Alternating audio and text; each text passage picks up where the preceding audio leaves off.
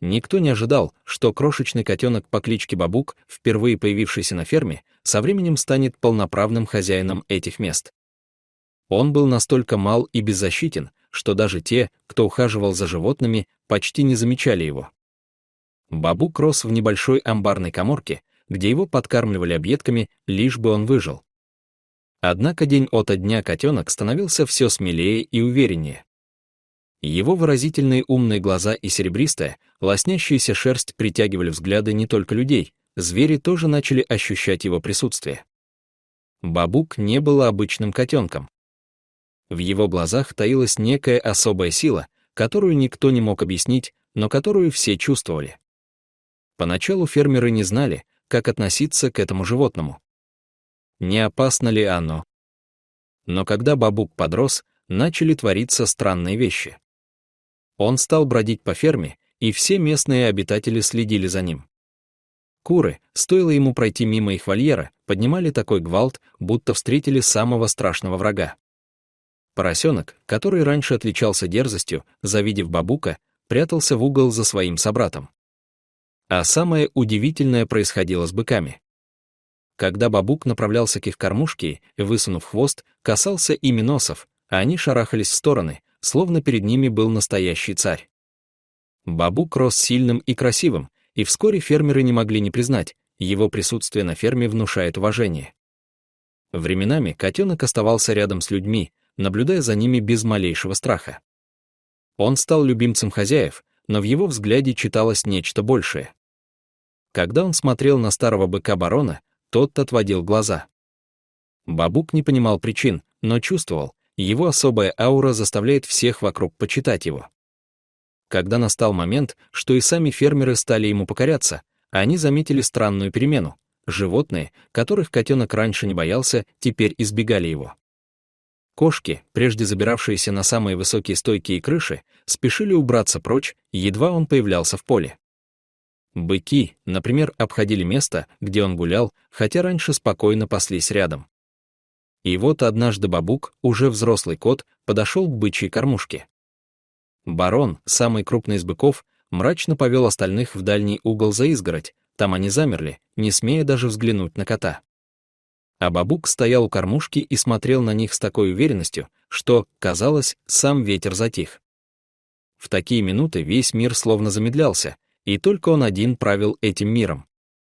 На ферме все знали, Бабук не просто кот. Он глава. Он приходил к животным, и те становились послушнее. Птицы пели тише, коровы мычали не так громко, и даже кошки взирали на него с почтением. Никто не мог объяснить, в чем заключалось это особое влияние, но все верили, Бабук не просто котенок, а некий символ фермы, носитель чего-то древнего и могущественного. С каждым месяцем его власть становилась все ощутимее. Даже люди, жившие на ферме, перестали с ним спорить. Когда Бабук проходил между стойлами, он мог одним взглядом остановить любое движение. Никто не смел шевелиться или кричать, пока он не уйдет. С каждым днем его царство расширялось, и никто уже не понимал, где проходят его границы. Но самые загадочные события происходили в ночи полнолуния, когда Бабук отправлялся в свои странные ночные обходы по ферме. Тогда все животные собирались в круг и замирали в полной тишине, и только глаза Бабука светились в темноте, словно два уголька. Он был царем среди зверей, и даже люди начали верить, что он послан, чтобы привести ферму к процветанию. Его магическая сила покорила сердце всех. Бабук стал не просто хозяином хозяйства, он стал душой этой земли, которая слышала его шаги и повиновалась ему. Шло время, и Бабук делался все величественнее и уважаемее. Он уже не был тем котенком, который рос среди животных, он стал частью земли и ее символом. Все, что он делал, воспринималось как знак для фермеров и зверей. Когда он лежал на крыше амбара, его силуэт был виден из любой точки фермы, словно страж, наблюдающий за всем происходящим. Однажды осенью, когда готовились к большому сбору урожая, странное событие потрясло всю округу. Урожай в тот год выдался небывало богатым, и фермеры решили устроить праздник в честь успеха. Но в ночь перед торжеством, когда луна ярко сияла на небосклоне, Бабук, как обычно, вышел на ночную прогулку.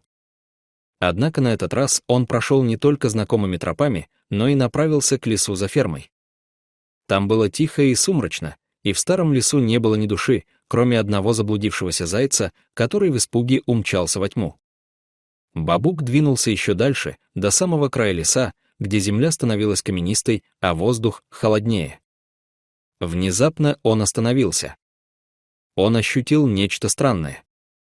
В тот же миг луна слегка померкла, будто что-то поглотило ее свет.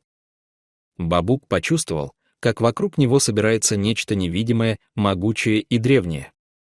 Казалось, лес и земля содрогнулись.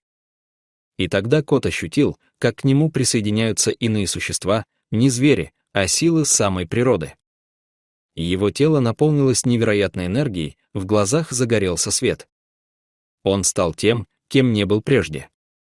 Он превратился не просто в кота, он стал проводником между миром людей и миром природы, олицетворением силы и власти земли. Он вернулся на ферму, и весь мир на мгновение замер. Все животные почувствовали перемены. Быки больше не боялись его, они поклонялись ему. Куры не просто кормились, они почтительно следовали за ним по полям. Кошки, которые когда-то соперничали с ним за главенство, теперь стали верными спутницами, стерегущими его шаги. Это был новый Бабук, который, казалось, знал все, прошлое, будущее и настоящее. Фермеры, ставшие свидетелями этих странных изменений, начали испытывать страх, но при этом чувствовали, здесь нечто большее, чем просто животное. Нечто большее, чем сила самого кота. Он был связан с этой землей. Он был ее хозяином. Однажды в разгар зимы, когда все покрылось инеем и снегом, на ферму пришел странный путник. Старый, с белой как снег бородой и глазами, в которых отражалась вековая мудрость. Он выглядел как человек, но казался частью этой земли. Путник попросился на ночлег и поведал историю, которая потрясла фермеров. Он рассказал, что много лет назад, когда сам был молод, встречал в этих краях существо, обладавшее властью не только над животными, но и над самой природой. Это существо родилось в тот момент, когда земля нуждалась в защите, когда силы природы могли все уничтожить.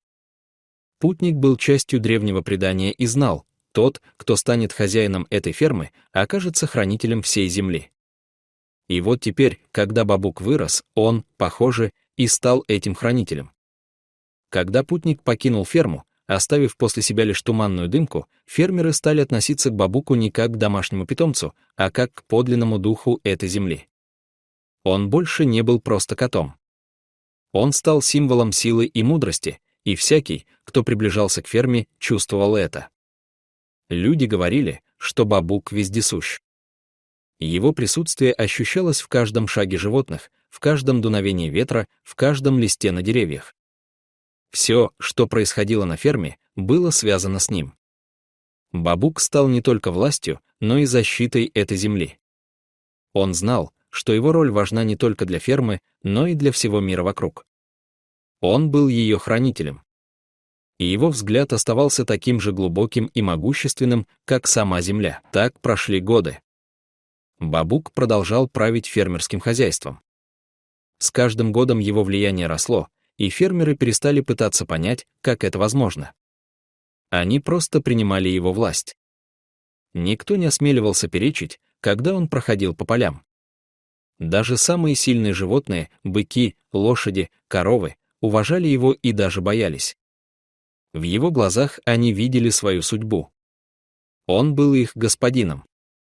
В его мире не было ни сомнений, ни вопросов. Он был тем, кто знал, что делать, и все вокруг подчинялось ему. Дорогие зрители, что вы думаете об этой истории? Расскажите, пожалуйста, в комментариях. А если вам понравилось это видео, то ставьте лайк и подписывайтесь на наш канал. До свидания.